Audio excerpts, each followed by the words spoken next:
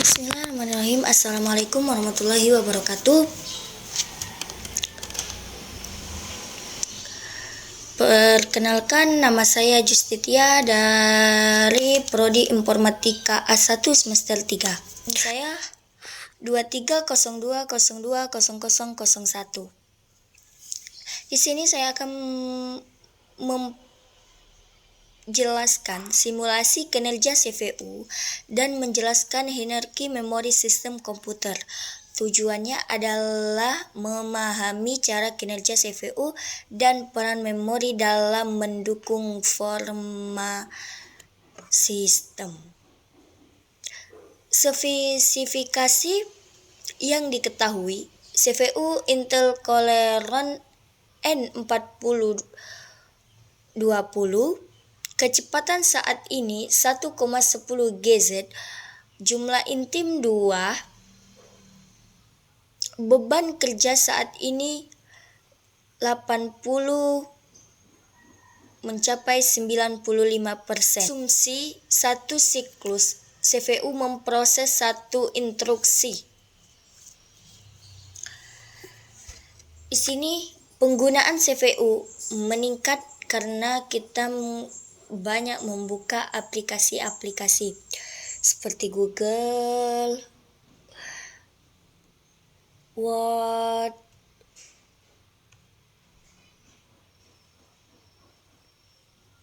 dan aplikasi-aplikasi lainnya. Pada video ini kita akan melakukan dua hal utama, yaitu menghitung jumlah instruksi yang dapat diproses CPU dalam 1 detik pada beban kerja tertentu, mendesain hierarki memori sistem, dan menjelaskan fungsi dari levelnya. Sini saya akan menjelaskan langkah perhitungan. 1. Jumlah siklus per detik untuk 1 core 2.29 GZ sama dengan 2.29 kali 10 pangkat 9 siklus per detik. Jumlah siklus total dari 2 core 2 kali 2.29 kali 10 pangkat 9 sama dengan 4.58 kali 10 pangkat 9 siklus per detik. Jumlah siklus untuk beban kerja 80%, yaitu 0.8 kali 4.58 kali 10 pangkat 9 sama dengan 3.664 kali 10 pangkat 9 siklus per detik. Instruksi yang diproses atau asumsi satu siklus sama dengan satu instruksi. Jumlah instruksi 3.664 miliar instruksi per detik. Hasil pada beban kinerja 80%, CPU Intel Celeron N4020 dapat memproses 3,664 miliar instruksi per detik. Di sini ada juga jenis memori. Sekarang kecepatan memori 2400 MZ. Slot yang digunakan 1 dari 2. Perangkat keras cadangan 177 MB. Kumpulan keterangan tabel.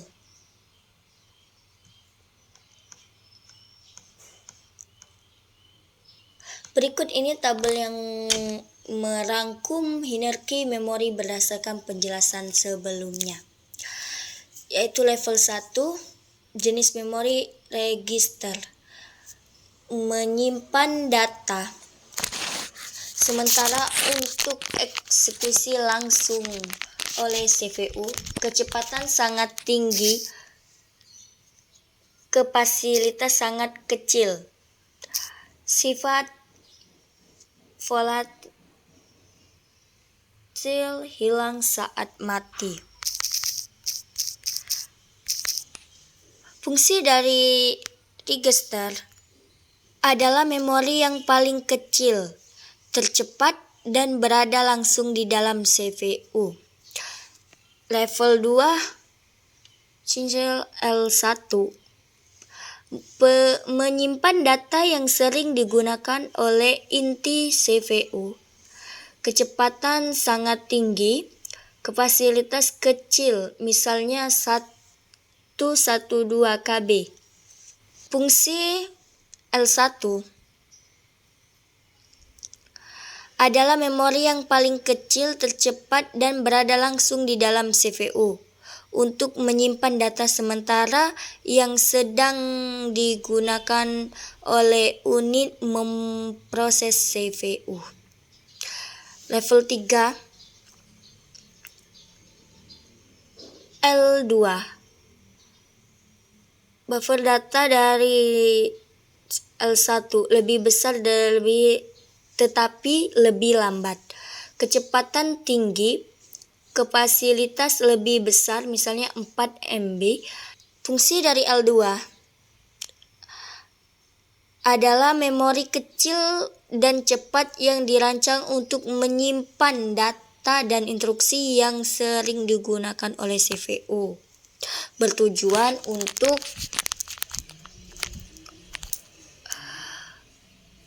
mengurangi waktu akses data dari RAM yang lebih lambat. Level 4 yaitu jenis memori RAM. Fungsi utama menyimpan data aktif yang sedang diproses, kecepatan sedang, kapasitas cukup besar, misalnya 3,8 GB. RAM berfungsi untuk memori utama dalam sistem komputer. Fungsinya menyimpan data dan program yang sedang berjalan di komputer. 5. Strong, menyimpan data permanen atau sistem operasi file aplikasi. Kecepatan rendah, kapasitasan sangat besar, misalnya 1 TB. Strong berfungsi atau digunakan untuk menyimpan data secara permanen. Semua program, dokumen, file sistem, dan data lain disimpan di strong ketika sebuah program dijalankan. Jadi keterangan tabel tadi, register paling dekat dengan CPU digunakan untuk operasi cepat seperti penyimpanan hasil penghitung sementara. Kita mendapatkan dua kesimpulan utama. CPU saya mampu memproses sekitar 35 miliar instruksi per detik pada beban kinerja 90%. Hierarki memori dirancang untuk memastikan efisien akses data dengan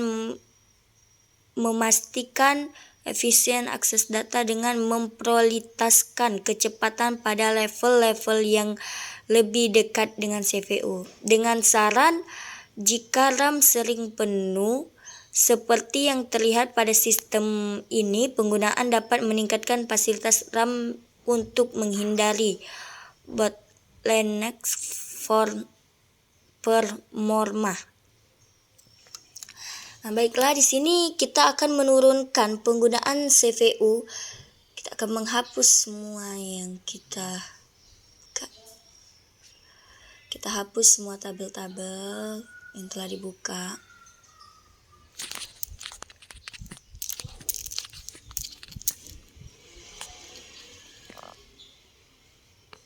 Nah, di sini penggunaan CPU telah menurun sekitar 70%.